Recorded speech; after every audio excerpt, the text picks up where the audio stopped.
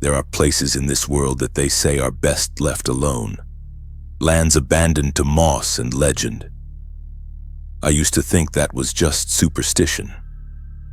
I, with technology in my hands, believed I could observe those mysteries from a safe distance. But I learned a horrifying lesson in Point Pleasant, West Virginia. My name is David, an amateur documentary filmmaker on YouTube. My channel focuses on exploring strange places and urban legends across America, and there is no place richer in legend than Point Pleasant, the home of the Mothman. I arrived in town on an autumn afternoon.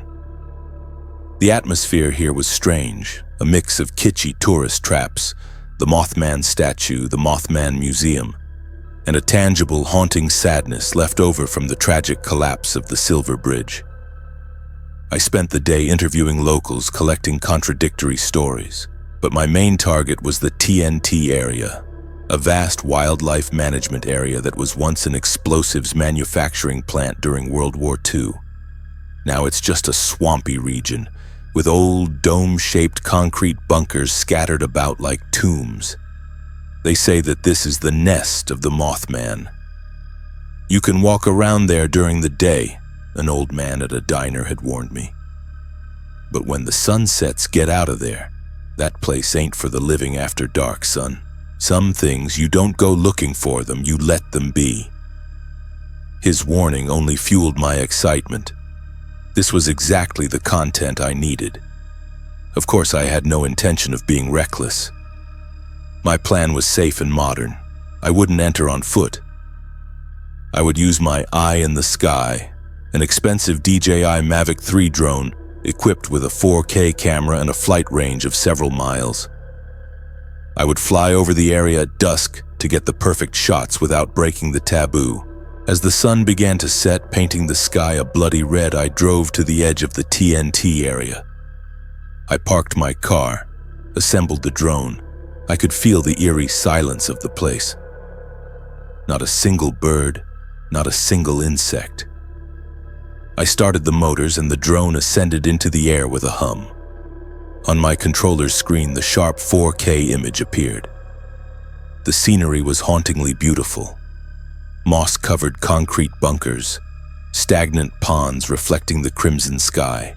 I flew the drone around, capturing stunning footage.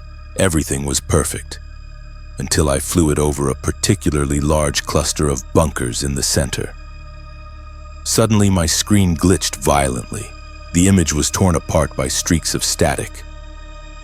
The audio feed from the drone's microphone, which had only been the sound of wind, was now replaced by a piercing, high-frequency screech like radio interference. "What the hell?" I muttered, trying to steer the drone back, but it was completely out of control. It didn't respond to any of my commands. Through the flickering screen, I saw it flying erratically, dipping lower towards the bunkers.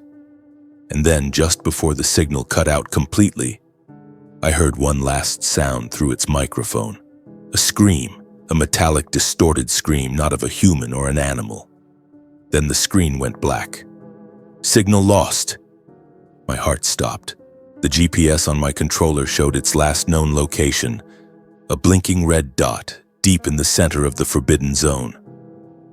I sat frozen in my car for a full hour, staring at that blinking red dot. My entire project, all my hard work, was on the memory card in that drone. Not to mention it was worth thousands of dollars. I couldn't just leave it. I tried to rationalize everything. It was just signal loss, I told myself. This area is full of old military structures. There must be a lot of metal underground. It interfered with the control signal. And the screeching sound? Just electromagnetic feedback. Everything had a logical explanation. The local legends were just stories to scare people like me away from a genuinely dangerous industrial ruin. My wallet and my skepticism won out over the vague sense of fear. I made a fateful decision. I would go in. At night, the drone's shell had small LED lights. I hoped they would make it easy to find in the darkness. I waited until around midnight. I put on a dark jacket, took a powerful flashlight and a machete for self-defense. I drove to a closer spot, climbed over a rusted barbed wire fence, and stepped into the TNT area. Immediately, the atmosphere changed. It became thick and oppressive. The smell of the swamp, of moss and rust, filled my nostrils. The silence here was even deeper than before. I felt like I had just stepped into a giant tomb. I turned on the GPS on my phone, following the direction of the red dot. My flashlight was just a small, weak cone of light, which only made the surrounding darkness seem more infinite. The concrete bunkers emerged in the light, looking like giant skulls, their dark doorways like gaping mouths. The feeling of being watched grew stronger. I felt like a mouse that had wandered into a massive snake's nest. As I went deeper, the sounds began. A soft flutter of something large in the trees above, but no bird flew out. A metallic scrape from deep inside one of the dark bunkers. I tried to ignore them, focusing on the GPS screen. Only about 50 yards to go. I was walking past a particularly large bunker with a doorway as black as pitch. I kept my flashlight aimed straight ahead, not daring to glance into it. Clang! A deafening metallic sound erupted from right inside that bunker, as if someone had just slammed an iron bar against a metal wall. I yelled, whipping around and shining my flashlight into the bunker's entrance. Nothing. Just an empty, silent doorway. My heart was pounding. I knew I was no longer alone. I hurried on, almost running now. And then, I saw it. A small red light blinking faintly in a thicket of bushes. My drone. I rushed towards it, feeling an immense sense of relief. But as I shone my flashlight on it, that relief turned into a cold, sickening horror. The drone hadn't just crashed, it had been savagely torn apart. The high-tech carbon fiber and plastic were bent and shredded. The rotors were snapped, and on the metal body were 3 deep, parallel gouges as if made by giant, sharp claws. I stood there, frozen, staring at the wreckage. This was not an accident. Something had attacked it. Something had torn it apart like a toy. And then, I heard a sound, a chittering, high-pitched sound, a familiar one. It was the same sound I had heard through the drone's microphone before it lost the signal. But this time, it wasn't coming from an electronic device. It was coming from above me. I slowly raised my head, and on the roof of the bunker right beside me, it was there. I couldn't see the details, just a giant dark silhouette against the night sky. It had a shape that was vaguely human but much larger, and it seemed to have a pair of large, leathery wings folded behind its back. And then, 2 points of light ignited in its featureless head. 2 brilliant, hypnotic red eyes. They weren't looking at me, they were staring into me, and as I looked into those eyes, a wave of pure, irrational terror washed over me. A panic so intense I couldn't breathe, couldn't think. I just stood there, paralyzed, mesmerized by that glowing red gaze. The creature suddenly let out a scream, the same metallic, distorted screech I had heard before. The sound, though terrifying, was like a shock that snapped me out of my trance. I no longer cared about the drone. I turned and ran.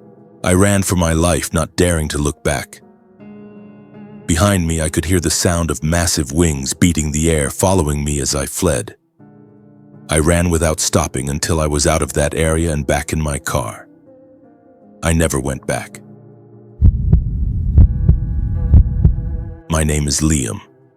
That fall, I, my girlfriend Chloe, and our 2 best friends, Mike and Jenna, decided to take a ghost hunting road trip for the weekend. Our destination, Point Pleasant, West Virginia. For Chloe and me, it was a fascinating adventure, but for Mike, it was a joke. He was a classic skeptic, the kind of guy who loved to break rules and mock what other people believed. He only came along to make fun of us and his girlfriend, Jenna, who truly believed in these things. When we arrived in Point Pleasant, I felt it immediately. a heavy, somber atmosphere hidden beneath the kitschy Mothman gift shops. Our first stop was the Silver Bridge Collapse Memorial. It stood quietly on the bank of the Ohio River, a granite slab engraved with the names of the 46 victims who died in the 1967 tragedy. As we stood there, looking out at the gray river, I could feel the weight of the tragedy. A respectful silence fell over us. Except for Mike. I wonder if Mothman was just trying to warn them about the terrible 1960s traffic. He laughed, his voice hatefully out of place. "Mike, stop it," Jenna whispered, looking both angry and embarrassed. He just shrugged. "It's just an old bridge, honey. Everyone's overreacting." While we were looking out at the river, he wandered into the small garden surrounding the memorial. And then I saw him do it. He glanced around, and thinking no one was looking, he quickly bent down, picked up a small, smooth pebble from the base of the memorial and slipped it into his jacket pocket. I saw it, and I knew Chloe saw it too. We exchanged a worried look but said nothing, not wanting to cause a scene. When we got back to the car, Jenna asked him what he'd taken. He laughed, pulling the stone out to show it off. "Just a rock, babe. A souvenir from our ghost hunting trip. To prove this is all just nonsense." He had no idea that he hadn't just taken a rock. He had taken a piece of a memory. And now, that memory was going to follow him home. The atmosphere in the car on the way to our rental cabin was tense. Jenna was furious with Mike. He tried to make peace by turning on the radio. But instead of music, all the stations just played a hissing static. And mixed within it were strange sounds. A long, drawn-out creaking like metal being slowly bent. And if you listened very closely, you could hear faint, distorted screams, as if they were being broadcast from underwater. "This stupid radio," Mike snapped and shut it off abruptly. "In this armpit of a town, even the radio waves are haunted." When we got to the rental cabin, Mike grew quiet and irritable. He complained of a sudden headache and a strange, vibrating feeling in his bones as if he were standing on a shaking bridge. He took a couple of painkillers and went to lie down in their bedroom. Chloe and I were in the living room trying to watch a movie. The atmosphere was suffocating. Crack! A deafening, sharp sound echoed through the cabin. It sounded as if a giant oak tree had been split in two by lightning right outside. We all jumped to our feet. I ran outside to check, but a few seconds later I came back in, my face full of confusion. "There's nothing. The sky is perfectly clear." The sound had come from inside the house. The door to Mike and Jenna's bedroom flew open. Mike was standing there, clutching his head, his face as white as a sheet. "I hear it," he whispered. "The sound of tearing steel." That night was a nightmare. Around 2 a.m, Chloe and I were woken by Jenna's screams from the next room. We rushed over. Mike was thrashing violently in bed, drenched in sweat, muttering incomprehensible things. Jenna was trying to wake him up. "Mike, wake up, you're having a nightmare." He jolted awake, his eyes wide with terror. He gasped for air, looking at us as if we were strangers. "What did you dream about?" I asked. He told us, his voice trembling. "I was there, Liam, on the bridge. I could feel it shaking under my feet, the sound of rivets popping like gunfire and then falling into the freezing black water." He began to sob. I couldn't breathe. The weight of the car was crushing me. We tried to comfort him, but his entire body was ice cold. For the rest of the night, he couldn't sleep. He said he could constantly hear the sound of twisting metal and smell the scent of river water and gasoline. He started seeing wet footprints appear on the floor only to vanish a second later. I went to the bathroom to get him a glass of water. I glanced in the mirror above the sink to fix my hair, and for a moment, just for a single moment, I didn't see Mike standing in the doorway behind me. Instead, I saw the reflection of a complete stranger, his hair disheveled, his clothes soaking wet, his face contorted in terror. I whipped around. It was just Mike standing there looking at me with empty, frightened eyes. The faces of the victims were starting to bleed through him. The next morning, Mike's condition was even worse. He was huddled in a corner, whispering names. Mary, Jack, Henderson, Jenna realized with horror. Those were the names from the memorial plaque. He couldn't possibly have memorized them. The souls of the 46 victims weren't haunting him. They were trying to relive their tragedy through him. That stone wasn't a souvenir. It was a conduit, an anchor connecting him to their pain. We knew what we had to do. Chloe, Jenna, and I practically had to carry Mike, who was now almost catatonic, to the car. We drove back to Point Pleasant, back to the memorial. The sky was gray and gloomy, as if the whole town was sharing in our sorrow. Jenna reached into Mike's jacket pocket, her hand trembling, and pulled out the stone. It felt unnaturally cold, as if it had just been pulled from the river in December. She walked to the base of the memorial and gently placed it back in the small empty space where Mike had taken it from. The moment the stone touched the ground, Mike, who was slumped over in the car, suddenly took a deep gasp of air and fell forward as if waking from a long trance. The heavy atmosphere around us seemed to vanish. We scrambled back into the car and drove away, not daring to stay a second longer. Just as we drove away from the memorial, a sudden cold gust of wind blew past, rustling the dry leaves on the ground. And in that wind, I heard it very clearly. Not one voice, but a chorus of dozens of faint whispers, ethereal but full of peace. All of them saying the same thing. Thank you. We drove in silence the entire way home. Mike had no memory of the last 24 hours, only a lingering feeling of exhaustion and emptiness. But I remember, I will never forget. My name is Alex, a final-year journalism student. I was producing a podcast series called The Unvarnished Truth, specializing in debunking myths and superstitions across America. And there is no myth bigger than the Mothman. I arrived in Point Pleasant on a gloomy autumn afternoon. I skipped the colorful souvenir shops and went straight to what I considered the heart of the story. The Silver Bridge Collapse Memorial. I stood there on the bank of the gray Ohio River, looking at the granite slab engraved with the names of the 46 victims. The air here was heavy with an undeniable sadness. I turned on my professional audio recorder. I'm standing where the tragedy occurred, I whispered into the microphone, my voice professional. They say the Mothman appeared here as an omen. But for the 46 families who lost their loved ones, this is not a legend. This is real pain. I stayed for a long time, recording the sound of the wind whistling through the new bridge, the waves lapping at the shore. I could feel the sorrow of this place, and I treated it with respect. I had no idea it was the only right thing I would do on this entire trip. That night at my motel, I listened back to the recording. The audio was crystal clear, but it was missing something.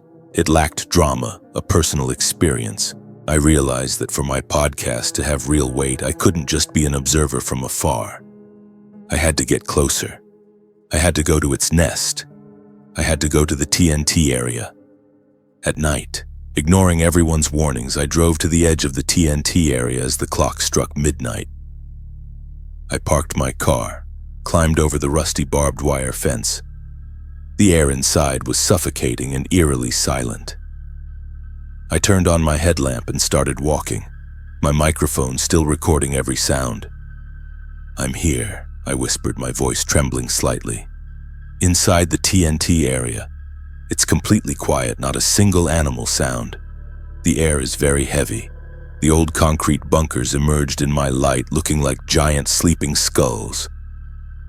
The feeling of being watched grew stronger with every step. And then, I heard it. A screech. A high-frequency screech, like radio interference coming from deep within the area. It startled me, but my journalistic curiosity took over. I moved towards the sound. I arrived in front of a particularly large bunker, its entrance a deep black pit. The screeching seemed to be coming from inside. I was tiptoeing closer when a loud boom erupted from right above my head. A shower of dust and small pebbles rained down on me, as if something massive had just shifted its weight on the roof of the bunker. I frantically shone my flashlight up. Nothing, just a moss-covered concrete roof. My heart was pounding. I knew I was no longer alone. "Okay, that's enough," I muttered and decided to turn back. I had enough scary audio for my podcast. I hastily turned around, walking quickly back the way I came. But after a few steps, I heard another sound from behind me. The sound of two large, leathery wings unfolding, a heavy, rustling sound. And I made a fatal mistake. A mistake that all the legends had warned against. I looked back. It was standing on the roof of the bunker, a giant, dark silhouette against the night sky. I couldn't see details, only the shape of a large torso and a pair of enormous wings like those of a moth. And then 2 points of light ignited in its featureless head. 2 brilliant red points of light, 2 eyes. They weren't looking at me. They were staring into me, boring into me. I knew the legend said not to look into those eyes, but I am a journalist. I needed proof. I raised my phone trying to take a picture, and I stared directly into them. In that exact moment, the world around me dissolved. The sounds of the night, the wind, everything went silent, replaced by a high-frequency, piercing, ringing sound that felt like it was tearing my eardrums apart. My vision narrowed, leaving only those 2 glowing red eyes growing larger and larger, as if they were about to swallow me whole. And in my mind, images began to flash.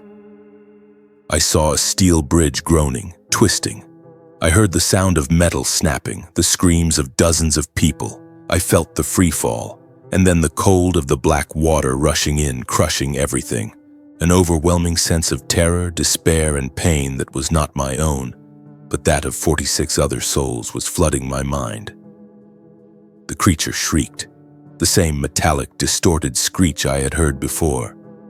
The sound, though terrifying, was like an electric shock that snapped me out of the trance. I screamed, dropping both my phone and my recorder.